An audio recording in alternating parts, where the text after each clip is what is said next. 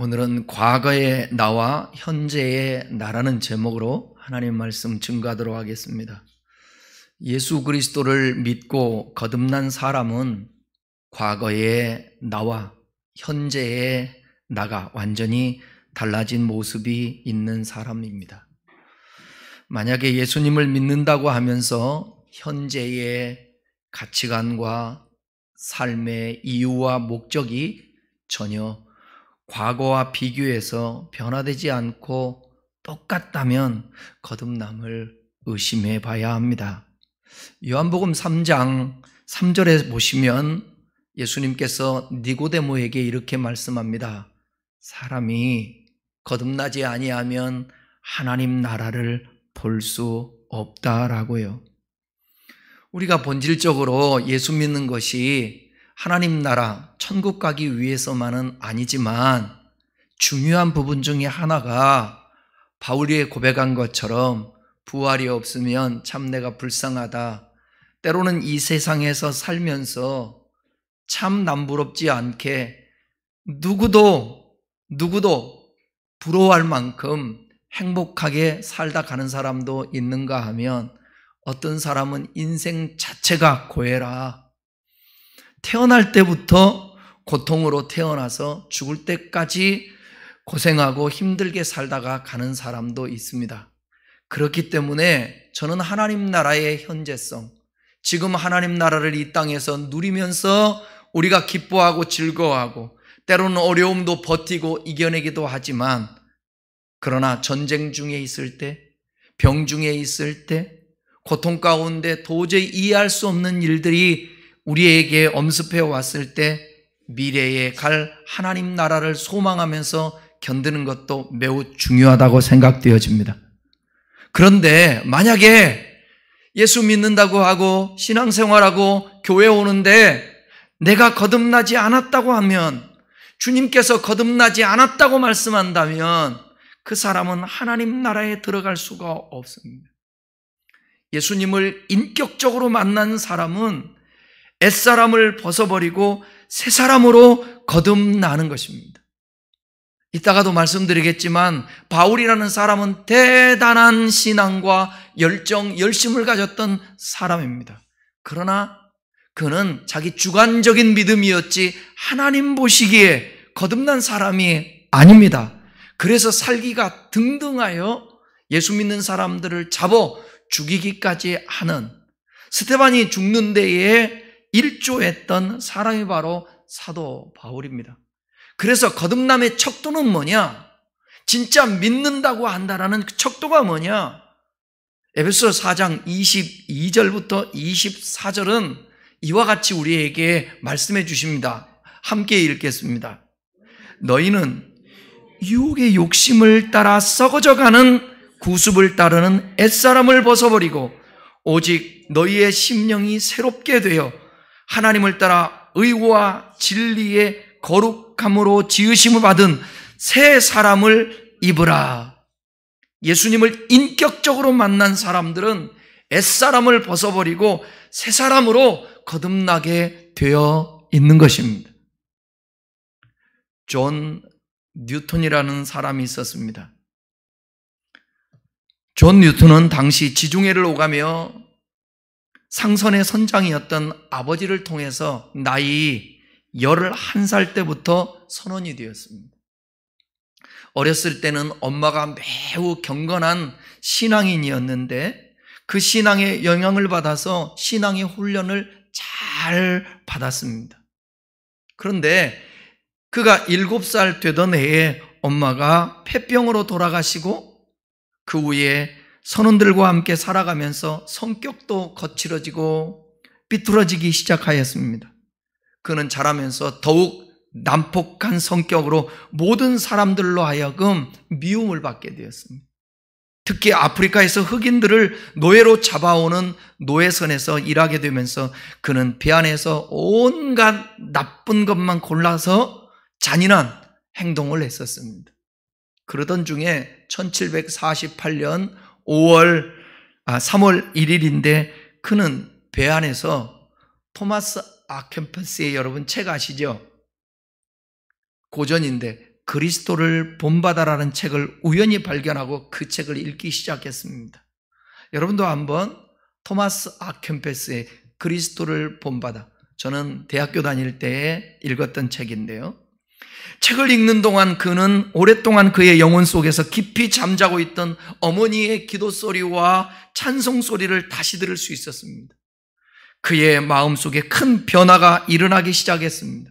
그리고 그는 눈물을 흘리면서 무릎을 꿇고 우리 하나님께 회개를 했습니다. 지난날에 자기의 잘못된 삶을, 그 후 그는 지금까지의 잘못된 모든 삶을 정리하고 그가 대적했던, 그가 무시했던, 업신여겼던 하나님을, 그 하나님에 대해 복음을 전파하는 사명을 받고 목사의 길을 걷게 되었습니다. 그러던 중에 그가 회개한 지 29년이 되는 1779년 찬송가, 옛날 찬송 405장 기억하세요? 지금은 305장, 나 같은 죄인 살리신을 작사했습니다. 이 찬송이 유명한 Amazing Grace. 아마도 전 세계인들이 이 찬송을 모르는 사람이 없을 것입니다. 예수 믿지 않는 가수들도 이 Amazing Grace는 부르잖아요. 이 찬송가에서 그의 인생의 가장 밑바닥에서 방황하던 자신을 건져주신 그 하나님의 사랑과 자비에 늘 감사하는 생활을 하게 된 그 마음을 그대로 나타내 오늘도 수많은 사람들이 그 찬송을 통하여서 은혜를 받고 감동을 받고 있습니다. 저는 지금으로부터 39년 전인 1985년 5월 5일 주님을 인격적으로 만나서 거듭나게 되었습니다. 어린 나이지만 모래알 같은 작은 죄까지도 몇 년을 반복해서 회개했는지 모릅니다. 거듭난 후에 내 안에 성령님 계시기 때문에 그 성령님의 작동으로 인하여서 양심이 꺼리끼는 것을 할 수가 없었습니다. 지금도 마찬가지입니다. 예수님을 만나고 난 후 저는 과거의 나와 현재의 나가 완전히 달라졌습니다. 여러분은 어떻습니까? 여러분의 과거와 현재를 구분할 수 있는 거듭남의 경험이 있습니까? 이것은 뒤로 미룰 일도 아닙니다. 이것은 심각한, 왜냐하면 개인적인 종말이 언제 우리에게 올지 아무도 모릅니다. 사건, 사고가 너무 많으니까요. 언제 쓰러질지 모르니까요. 또 인류의 종말이 언제 우리에게 닥칠지 예수님이 말세라고 했기 때문에 아무도 알지를 못합니다. 그래서 가장 시급한 것은 여러분, 미래를 위해서 다른 것들도 우리의 삶을 위해 준비하는 것도 중요하지만 여러분이 하나님 나라에 들어갈 수 있고 주님을 대면해야 되기 때문에 거듭남이 가장 중요한 것입니다. 그래서 주님 앞에 기도해야 합니다. 주님, 저 인격적으로 주님을 만나고 아직도 거듭나지 않았으면 거듭나게 하여 주시옵소서. 그 경험을 하게 해 주시옵소서. 오늘 본문은 사도 바울이 디모데에게 편지를 하면서 자신에게 베푸신 하나님의 은혜가 얼마나 큰지 자신의 과거와 비교하면서 고백한 내용입니다. 사도 바울에 대해서 제대로 알기 위해서는 은혜의 사도가 되기 전에 그의 어두웠던 과거와 그의 행적이 어떠했는지를 먼저 살펴보아야 합니다. 사도 바울이 회심하기 전 바울의 삶은 아까 설교의 모두에서도 말씀드렸지만 종교적인 열심과 모든 사람이 볼 때 믿음이 많은 것처럼 그렇게 생각되었던 사람입니다. 그러나 그의 잔인한 폭력, 초대교회에 대한 무자비한 박해를 감행한 사람이었습니다. 왜 그랬을까요? 성경은 말합니다. 알지 못해서. 모르고 그랬다는 거예요. 모르고. 여러분, 여호와를 알라, 힘써 알라, 성경을 아는 것. 바울은 이렇게 말합니다. 하나님, 계시의 영을 주셔서 하나님을 알게 해주세요. 그 하나님을 알게 해달라는 얘기는 성경을 알게 해달라는 얘기예요. 오늘 본문 말씀 1장 13절을 같이 읽어보겠습니다. 내가 전에는 비방자요 박해자요 폭행자였으나 도리어 긍휼을 입은 것은 내가 믿지 아니할 때에 알지 못하고 행하였음이니라. 바울의 원래 본명이 뭐죠? 사울입니다. 그는 서기 1년에서 5년경에 길리기아 지방에 있는 다소라는 데서 태어났습니다. 지금의 투르기에 터키 지역이죠. 그리고 그는 베냐민 지파에 속했고 순수한 히브리인 혈통을 받았습니다. 바울의 부모는 바리새인들이었고 이들은 모세의 율법을 엄격히 지킨 열렬한 유대 민족주의자로서 이방인들의 오염으로부터 이 사도 바울을 보호하려고 했습니다. 사울의 집안에는 헬라 문화와 관련된 무엇이든 경면을 했습니다. 이방이라고. 그러나 그럼에도 불구하고 헬라어라든지 라틴어가 수준급이었습니다. 그의 가정은 유대의 공식적인 언어였던 히브리어의 영향을 받은 아람어까지도 사용한 것으로 학자들은 얘기합니다. 사울의 가문은 로마의 시민권을 소유하고 있었지만 에루살렘을, 왜냐하면 유대주의자니까 에루살렘을 참으로 성스럽고 거룩한 곳으로 여기기까지 했습니다. 바울은 13세에 팔레스타인으로 보내져서 가말리엘이라는 랍비의 문화에서 교육을 받아서 유대인의 역사 또 시편과 선지서의 글을 연구하고 배우고 그래서 정통했습니다. 그리고 모든 근거를 종합해 볼 때 사울이 유대인의 삶과 종교를 다스리는 71명으로 구성된, 장로로 구성된 유대의 최고의 의결기관 그리고 법원인, 즉 사내들린의 의원이 되었다라는 결론을 내릴 수 있습니다. 바울은 믿음의 열심이었고 이 믿음은 결코 타협하지 않았습니다. 사울을 종교적 극단주의 길로 인도한 것은 바로 이 열심이었습니다. 그런데 이 열심이 잘못된 믿음에서 나온 열심입니다. 오늘날로 얘기하면 이단보다 더 열심인 사람들이 어디 있어요? 하나님을 제대로 알지 못하고 열심을 낸 것입니다. 사울은 자신이 하나님의 이름으로 행동하고 있다고 믿었기 때문에 무자비하게 밀고 나가서 기독교를 근절하기로 결심했습니다. 왜냐하면 메시아 예수 그리스도, 구약 성경에 약속되고 때가 참에 오셨던 그 예수 그리스도를 믿지 않았기 때문에 그렇습니다.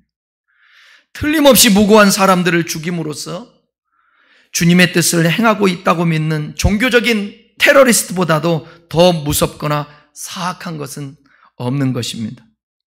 다소 사람 사울은 바로 종교적인 테러리스트였습니다. 그 증거가 사도행전에 기록하고 있는데 사도행전 8장 3절을 다 같이 읽어보겠습니다. 사울이 교회를 잔멸할세 각 집에 들어가 남녀를 끌어다가 옥에 넘기니라. 교회의 성도들을 씨를 말리는 것입니다. 왜? 예수를 믿지 않으니까. 잘못된 신성교회가 생겼다고, 하나님께 반하는 사람이 생겼다고, 그래서 교회를 환멸하면서 그들을 잔멸해 씨를 말리게 각 집을 돌아다니면서 남녀를 끌어다가 옥에 넘기기까지 합니다. 이렇게 한 것은 오늘 본문 말씀처럼 믿지 아니할 때에 알지 못하고 행한 것입니다. 여러분, 성경을 아무리 연구하고 많이 알아도 성경을 바로 깨닫지 못하면 바울처럼 잘못하고 있습니다. 그래서 우리는 성경을 볼 때에도 마찬가지예요. 하나님의 말씀을 들을 때도 마찬가지예요. 유튜브를 통해서 나오는 그 설교와 성경 해석, 홍수 시대입니다. 분별을 해야 됩니다. 그래서 최소한도 여러분 기본적인 이 기도는 해야 됩니다. 하나님 아버지, 저에게 잘못된 믿음의 정보를 듣지 않고 보지 않게 하나님 간섭하여 주옵소서. 갈급함은 이해하겠는데, 사모함은 이해하겠는데 엉뚱한 성경적 해석을 가지면 안 된다는 거예요. 종말론도 마찬가지예요. 나는 우리 성도들이 종말론에 대해서 관심을 갖지 않기를 바랍니다. 종말론 신앙을 강조하고 그걸 추종하는 사람 치고 정말 성숙하고 정상적인 신앙생활을 하는 사람 못 봤습니다. 지도자들도 마찬가지예요. 그 종말론을 얘기하고 세계 정세를 얘기했던 데이빗 차 아시죠? 데이빗 차. 나 옛날부터 이상하게 봤어요. 이 친구가 젊은 친구인데 신비하게 자기를 드러내지 않습니다. 이름도 무슨 데이빗 차라. 얼굴을 공개하지 않아요. 그리고 육성으로만 아주 긴 시간 동안 자기를 숨기고, 그러다 어느 날 자기를 드러내고 한국교회에서 지적을 받고, 그리고 회개한다고 그러고 자제한다고 하고, 그러다가 얼마 전에 스캔들이 일어났죠. 종말주의자들은 여러분, 제가 볼 때는 정상적인 신앙생활 하지 않아요. 내일이 뭐가 문제인데요? 오늘이 중요한 것이지요. 오늘을 바로 살아내면 과거를 교훈 삼아, 과거를 배워서 오늘을 바로 해석하고 바로 살아내면 미래는 저절로 우리에게 주어지는 것입니다. 그러니까 현재 예수님과 동행하면 뭐가 문제예요? 뭐가 문제냐고요? 에녹이 주님과 동행하다가 죽음을 맛보지 않고 하나님 나라. 놓아보십시오.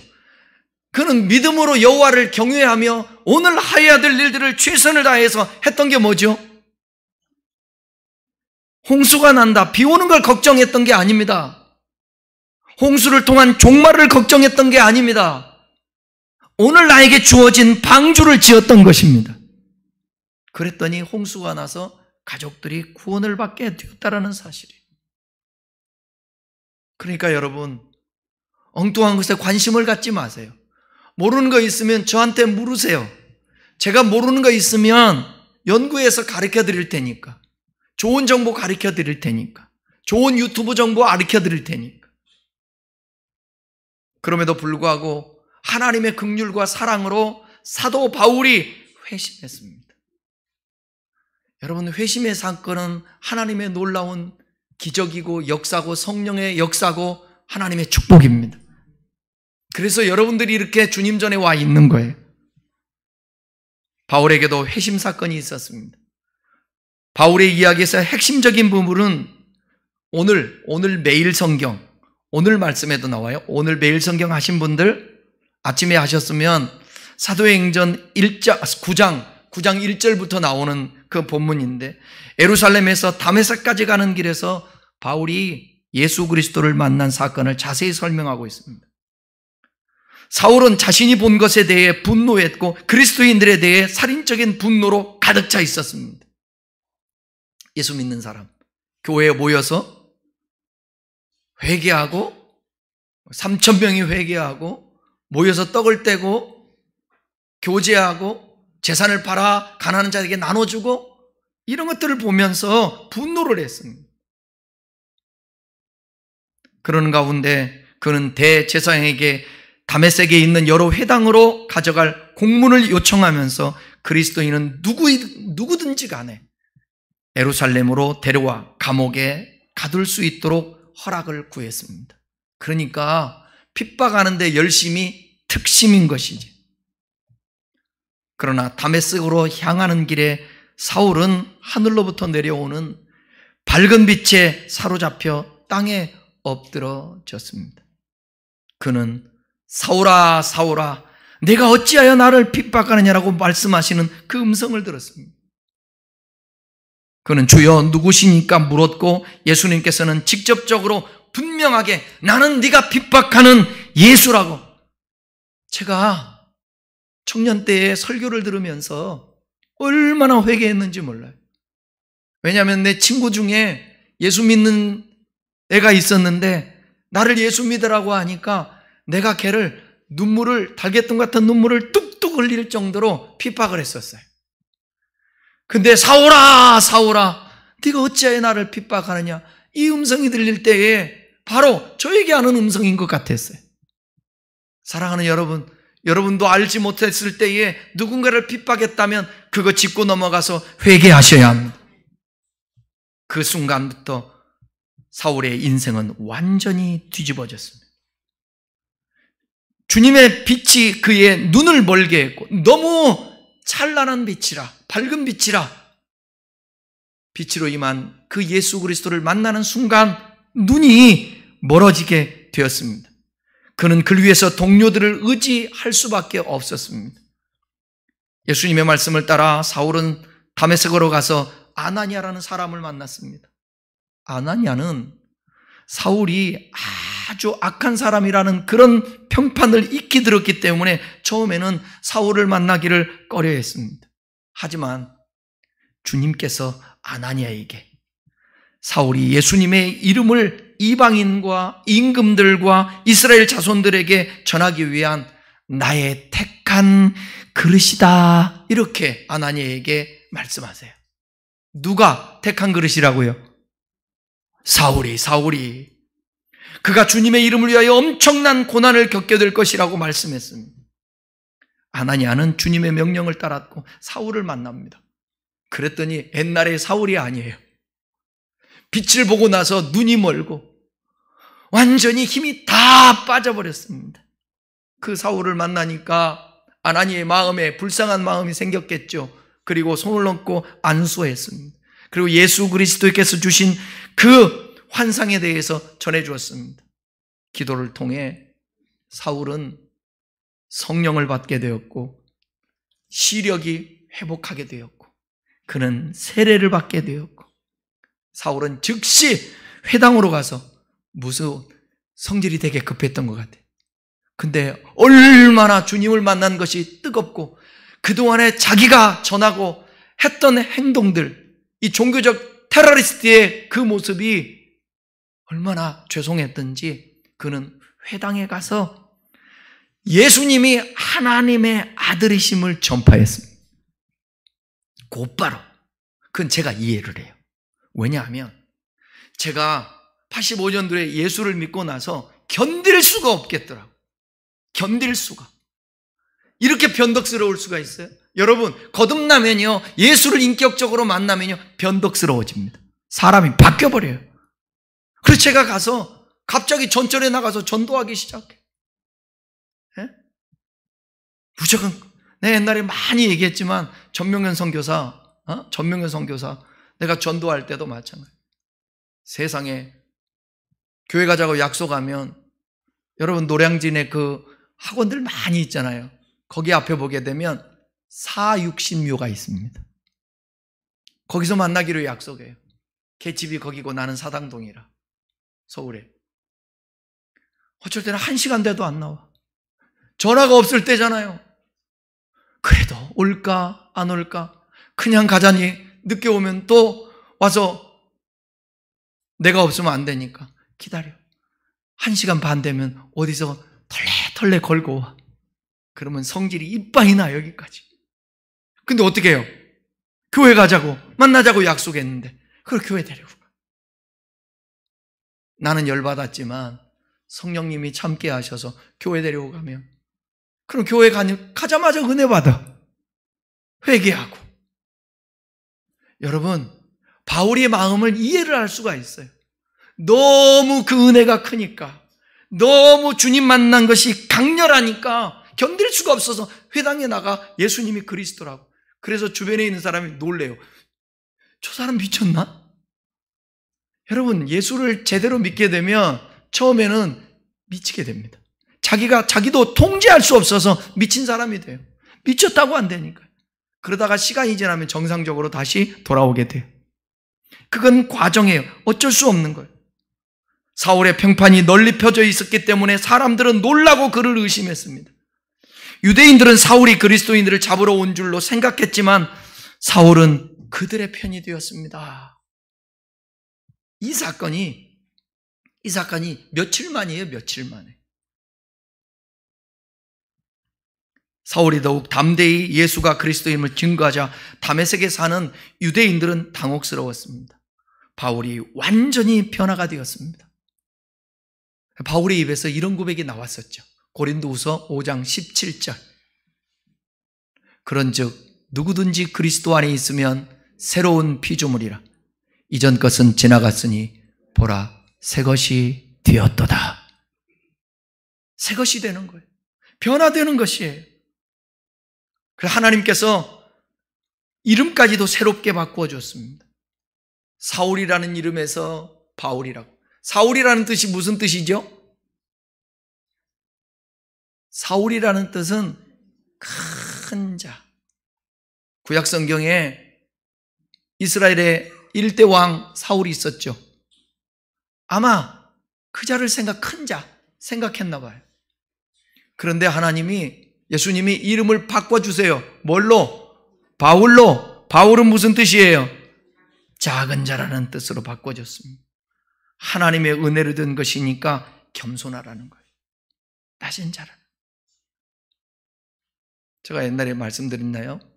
저 같이 기도하시는 형님 중에 팀 목사님 형님 중에 닉네임을 다음에 닉네임을 했는데 큰 자라고 썼더라고요. 큰 자. 큰 자.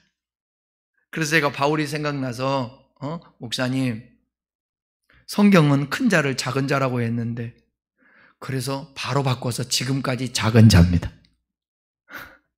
여러분, 우리 스스로가 큰 자라고 생각하면 안 돼요. 우리는 작은 자예요. 그 고백이 있는 자가 겸손한 자고 은혜를 아는 자인 것입니다.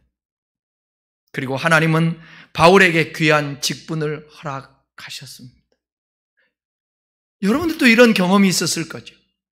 그 과정을 통하여서 예수를 믿고 거듭나고 그 다음에 하나님께 주시는 직분이 있고 뭔가 하나님께서 교회라는 공동체 안에서 맡긴 일들이 있단 말이에요. 그래야 교회가 존재하는 거 아니겠습니까? 여러분 예배 드릴 때 아멘만요 앉아서 크게 해줘도 교회가 힘이 나는 거 아세요? 교회가 힘이 난다니까. 교회가.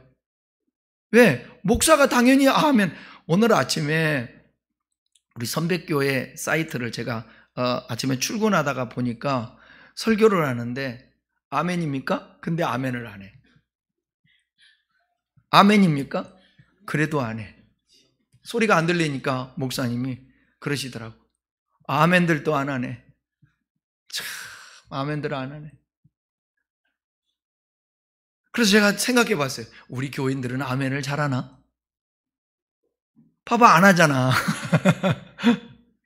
아멘만 잘해도 하나님의 말씀은 언제나 이해가 되나니 아멘으로 화답할지라. 설교가 이해가 안 돼서 그러나? 아멘은요, 여러분, 아멘은 목사에게 큰 도움이 됩니다. 그 뭐 광고 카피한 것 같은데, 아멘은 목사에게 큰 도움이 됩니다. 아멘해도 금방 또 끝날 때 되면 잊어버려서 안 해. 할렐루야. 그래서 어느 목사님은 계속 유도하고 믿습니까? 나를 능하게 하신 그리스도 믿습니까? 여러분 하나님이 축복할 줄 믿습니까? 계속 믿습니까를 하니까 아멘을 안 할 수가 없어. 그런데 또 저는 또 그런 걸 또 싫어하잖아요. 막 의도하는 거 그런 거 싫어하잖아요. 자발적으로 해야 되는데 그건 은혜가 되면 저절로 하겠죠. 벌써 안 하잖아 아멘을. 이게 아멘은 훈련으로 되는 게 아니에요. 바울은 저와 여러분들을 거듭나게 하시고 교회의 작은 일에도 하나님이 직분을 주셔서 감당할 수 있게 했어요. 솔직하게 고백할게요. 어제는 조금 속상하더라고요. 어제는 되게 속상해요. 아침부터 교회 와서 저녁 늦게까지 내가 뭐 하지? 가만히 보니까 관리 집사님 노릇을 하고 있더라고. 많이. 이것도 감사하지. 건강 주셨으니까 나에게 또 해야 될 일인데. 근데 우리 성도들 중에서 같이 하면 얼마나 좋을까? 아멘. 지난번에 새신자가 한 명 왔는데 저쪽에 앉았거든요. 저쪽에 앉았는데 오늘 안 온 거 보니까 그 옆에 떨어진 낙엽 보고 이 교회는 지저분해서 안 오려야 되겠다 그런 것 같아요. 보이면 좀 청소도 좀 하세요. 바닥이 좀 안 좋으면 청소 좀 하세요. 계단에 먼지가 수북하면 창피합니까? 잘난 체 하는 거 아니에요. 가다가 마대자루 있으면 갖다가 좀 닦기도 하고. 얼마나 좋아요. 그죠? 그죠? 믿습니까? 자, 1장 12절 읽겠습니다. 12절 시작. 나를 능하게 하신 그리스도 예수 우리 주께 내가 감사함은 나를 충성되이 여겨 내게 직분을 맡기심이니. 바울이 이방인에게 복음을 전하라는 사도의 직분을 받은 것이 거듭난 이후에 넘치는 하나님의 은혜이기에 감사하는 것입니다. 하나님께서 직분을 맡은 것은, 하나님께 직분을 맡은 것은 하나님 나라와 영광을 위하여 주시는 것이고 주님의 뜻을 수행하라고 주시는 것인데, 이 일은 아무에게 시키는 것이 아니고 선택받은 백성들 중에서 특별히 인정된 자에게 주시는 특권인 것입니다. 그런데 이 직분은 주님이 적은 것이라도 준 건데 사람에게 인정받으려고 하는 사람들이 많아요. 내가 늘 언제나 한국교회의 불만이 그거예요. 뭐냐면 어떤 교회는 반주자가 차고 넘쳐. 그래서 경쟁을 해. 아니, 전공까지 하고 공부해서 반주자 없는 교회에 가서 반주하면 얼마나 좋아요. 어느 교회는 찬양하는 리더들이 너무 많아. 전공자들도 많아. 그런데 썩어나 사용하지 않으니까. 적은 교회들 가서 섬기고 봉사하고 그러면 얼마나 좋아. 그래도 언제나 감사한 것은 우리 교회 그래도 찬양, 오픈 찬양할 수 있도록 앞에 나와서 먼 곳에서 와서 찬양하고 일찍 와서 준비해서 찬양하고 하나님이 다 기억하세요. 누가 꼭 인정하고 누가 알아주는 것만이 아니라 하나님께서 허락하신 우리의 모든 적은 일들, 충성되이 여겨 허락한 직분이에요. 그 일들이에요. 충성되이 여겨 직분을 주셨다라는 것은 주님께서 바울을 믿을 만한 존재로 여겨주셨기 때문에, 그래서 교회에서 이것 좀 해주세요, 이것 하면 그것은 하나님이 여러분을 인정해서 시키는 거예요. 바울은 모든 것이 하나님을, 은혜임을 고백하면서 현재도 미래도 그 직에 충성하고 감사하며 살겠다고 그가 다짐을 합니다. 오늘날도 하나님의 은혜로 구원받고 주님께서 우리를 믿을 만한 존재로 여겨주셔서 우리에게 직분을 주셨습니다. 집사의 직분을 주시고, 권사의 직분을 주시고, 안수 집사의 직분을 주시고, 장로의 직분을 주시고, 목사의 직분을 주시고, 사모의 직분을 주셨습니다. 교사의 직분을 주시고, 따라서 은혜를 우리에게 주신 직분에 대해 감사하면서 맡겨주신 사명을 기쁨으로 수행해야 하는 것이 당연한 것입니다. 그럼에도 불구하고 주님께서 주신 직분과 사명을 가볍게 여기고 충성을 다하지 않으며 감사하지 않는 것은 주님의 은혜를 저버리는 것입니다. 바울과 같이 넘치는 은혜로 주신 그 직분을 감사하면서 충성을 다하는 은혜가 회복되시기를 축원합니다. 하나님께서는 우리를 능하게 하십니다. 귀한 사역을 감당할 능력을 주십니다. 여러분, 충성하고 싶은 마음이 있으면, 뜻이 있으면 건강도 주십니다. 물질도 주십니다. 뜻이 있으면, 마음이 있으면 하나님이 그거 주세요. 힘 주세요. 감당할 수 있는 능력도 주세요. 건강도 주세요. 물질도 주세요.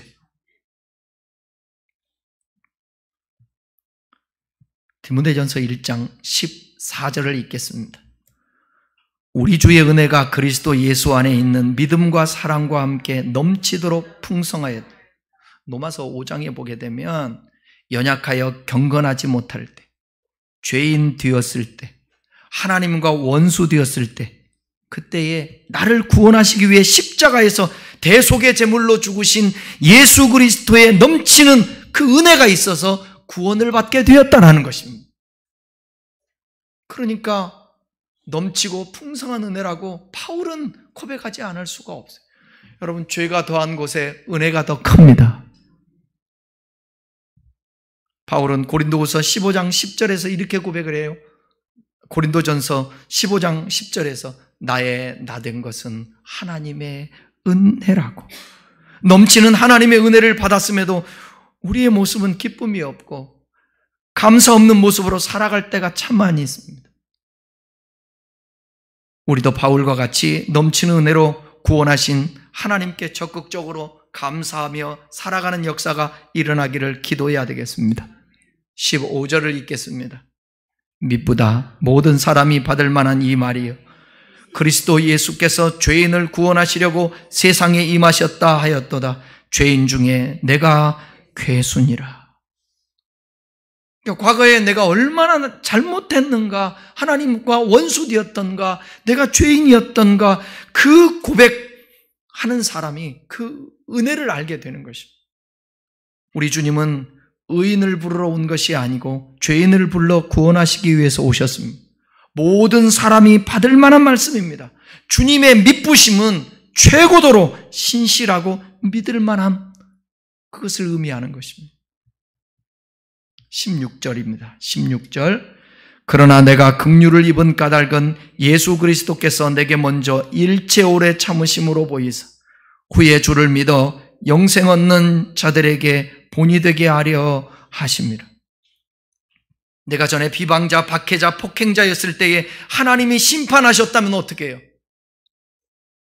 구더기도 죽지 않고 영원히 타는 그 지옥을 상식하는 그 지옥의 이미지 아닙니까?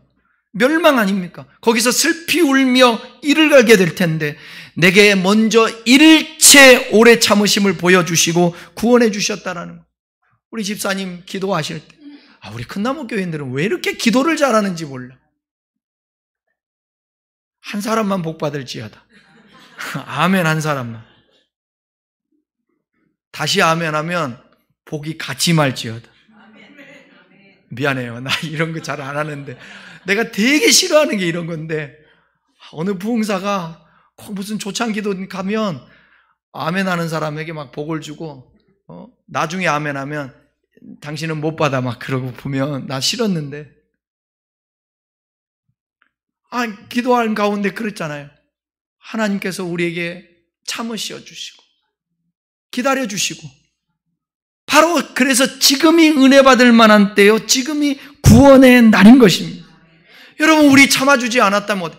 내가 1985년 전에 나를 참아주지 않고 나를 데려갔다면 내가 이 세상에서 죽었다면 내가 어떻게 구원받을 수 있었겠어요? 예수님 오셨다면 예수 안 믿을 때 예수님 오셨다면 어떻게 해요? 저와 여러분들에게 기회를 주셨고 오늘도 지금 이 시간도 기회고 감사한 거 아니겠습니까? 그 죄가 무엇이든 일체입니다. 모든 죄입니다. 그 모든 죄에 대해서 오래 참으심을 보여주셨다라는 거예요. 그래서 바울도 살고 우리도 살아 예수 믿어 구원받아 하나님의 자녀가 되고 우리를 충성도에 여겨 직분을 맡겨 주신 것입니다. 먼저 구원받은 자들이 잊지 말아야 할 신성한 의무, 그것은 하나님이 내게 은혜 베풀어 주셨다라는 거예요. 후에 영생을 얻게 된 자들의 본이 되라고. 직분을 맡은 자가 본이 되면 사람들과 세상 변화시키는 주역이 될 수가 있습니다. 그리스도의 몸을 세우고 자라게 하는 주역이 될 수 있습니다. 여러분은 세상에 나가서 빛의 자녀들처럼 행해야 됩니다. 여러분 절대 저는 정치인들 믿지 않습니다. 그들이 세상을 바꾸지 않습니다. 세상을 바꾸는 것은 역사 속에서 정치가 아니었습니다. 한 사람 한 사람이었습니다. 저와 여러분이 그리스도인으로서 우리에게 주어진 삶,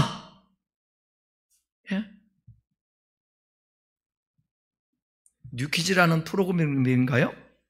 그걸 잠깐 보니까 저 하동에 사는, 화개장터에 있는 하동에 사는 그 고등학생인가가 보링 선수더라고요.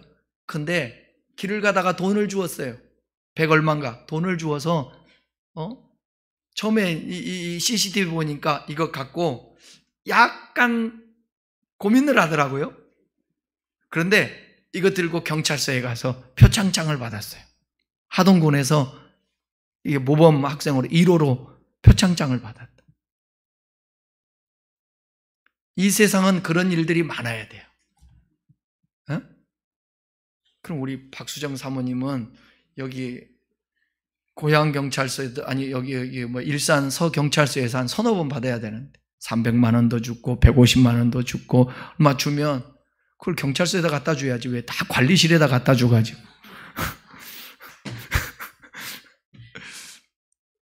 여러분이 주어진 삶에서 있잖아요.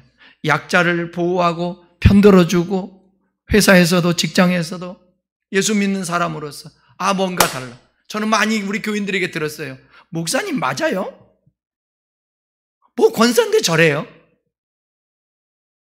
성도들이 볼 때 권사가 저렇다? 직장 상사로서 여러분 권사면 더 집사들을 챙겨주고 더 신앙으로 반응해야 되지 않겠어요? 근데 이제 여러분들이 그런 자리에 오를 수 있다는 거고 그렇게 다른 사람이 볼 수 있다는 것입니다. 본이 돼야 됩니다. 사도 바울은 또 하나의 귀한 보는 모든 영광을 하나님께 돌렸다라는 거예요. 말씀을 정리해 가겠습니다. 디모데전서 1장 17절입니다. 영원하신 왕 곧 썩지 아니하고 보이지 아니하고 홀로 하나이신 하나님께 존귀와 영광이 영원 무궁하도록 있을지어다. 아멘. 그가 쓴 편지 13시 신약 성경이 되었습니다. 그 환난과 박해 가운데서도 복음을 전파하고 많은 지역의 교회를 세우는 선교 업적을 세웠는데 그 모든 영광을 오직 내가 아니라 주의 은혜와 영원하신 왕께 돌리는 거예요. 이게 예수 믿는 사람들의 하야들. 이제 목사로서 오랜 세월을 보내고 주변에 이제 저도 그러잖아요. 후배들이 많이 있고 그런데 교제하는 그룹은 다 이제 목회 좀 했던 그룹이잖아요. 가만히 보면 항상 내가야. 그런데 나도 내가 나오려고 그래요. 그런데 아니까 안 되지. 내가가 안 되지. 사랑하는 여러분, 어디에서든지 여러분 내가가 아니라 주님입니다. 주님. 우리 믿는 자의 삶의 목적이 하나님을 영화롭게 하는 것입니다. 하나님을 기쁘시게 하는 것입니다. 사람은 자기 업적이 많으면 교만하고 배망하게 됩니다. 그분의 은혜와 긍휼이 아니면 죄사함도 축복도 영광도 이룰 수가 없습니다. 전 트로트 가수들을 잘 모르는데 김호중은 압니다. 왜냐하면 참 이 친구를 아들 같으니까 이 친구를 트로트 나오기 전부터 제가 알았었어요. 개인적으로 안 게 아니라 매스컴을 통해서 알게 되었어요. 훨씬 전에도. 아이가 불쌍하게 큰 아이예요. 근데 노래를 참 잘하고 제 스타일이더라고요. 노래가 참 고맙소라는 노래든지 재회라든지 이런 노래 들으면 참 좋았는데 너무 바쁘고 너무 돈을 많이 벌고 인기가 너무 많다 보니까 요즘 인터넷에 안 좋은 얘기, 뺑소니 얘기 나오고 막 그러죠. 그분뿐입니까? 수많은 사람들, 심지어 예수 믿는 사람, 목회자들까지도 성공하게 되면 내가가 나오는 거예요. 하나님이 아니라. 그러다 보면 넘어지는 것입니다. 스캔들로. 여러분 기독교계에도 하나님이 안 계셔서가 아니라 변질되고 타락해서 제가 이름만 대면 깜짝 놀랄 사람들의 스캔들들이 한국 교회에 얼마나 많은지 몰라요. 결론입니다. 과거에 우리도 바울처럼 예수를 알지 못할 때 우리가 주인 되어 우리의 마음대로 산 존재입니다. 하나님께서 내버려 두셨다면 우리는 그냥 세상 부귀 영화 쫓다가 멸망당했을 것입니다. 그러나 하나님의 은혜로 예수 믿게 되고 모태 신앙을 갖게 되고 신앙생활을 하기 좋은 나라에서 가정에서 태어나게 하시고 좋은 교회 생활을 할 수 있음이 하나님의 은혜입니다. 바울처럼 과거의 모습을 버리고 하나님의 자녀로서 현재 내가 무엇을 통하여 하나님께 영광을 돌려야 할 것인가를 생각하고 기도할 수 있기를 바랍니다. 그래서 바울처럼 범사에 감사하고 항상 기뻐하고 쉬지 않고 기도하는 성도님들 되기를 바랍니다. 그리고 그의 삶 속에서 이렇게 고백을 하잖아요. 내가 복음을 전하는 일에 있어서는 내 생명을 조금도 귀한 것으로 여기지 않겠다고. 환난이 기다린다 할지라도 나는 그 복음을 위하여서 살겠다고. 그러면서 마지막 디모데후서 4장에서 이 고백하지 않습니까? 임종 때 내가 선한 싸움 싸우고 달려갈 길을 마치고 믿음을 지켰으니 이후론 나를 위하여 의의 면류관이 예비되었도다. 우리도 이러한 삶을 마지막 임종할 때에 나의 고백이 무엇일 것인가? 그 고백. 언젠가는 우리도 모두 다 코끝숨 끊어져 주 앞에 서는 그날이 있을 것입니다. 그날에 뒤를 돌아봐 하나님의 은혜의 삶을 살았다고 고백하며 우리를 통하여서 이루어진 모든 일들이 다 하나님의 영광이었다고, 돌리는 일이었다고 고백하는 여러분 될 수 있기를 바랍니다. 과거의 나와 현재의 나를 비교해 보십시오. 그리고 아직도 거듭나지 않았다면 그 거듭남을 위해서 여러분 힘쓰셔야 합니다. 기도하셔야 합니다. 그리고 거듭났다면 하나님의 은혜에 보답하기 위해서 오늘도 우리의 삶을 드려 주님께 충성하며 헌신하며 그분의 나라와 영광을 위해서 살아야 될 줄 믿습니다. 다 같이 기도하겠습니다.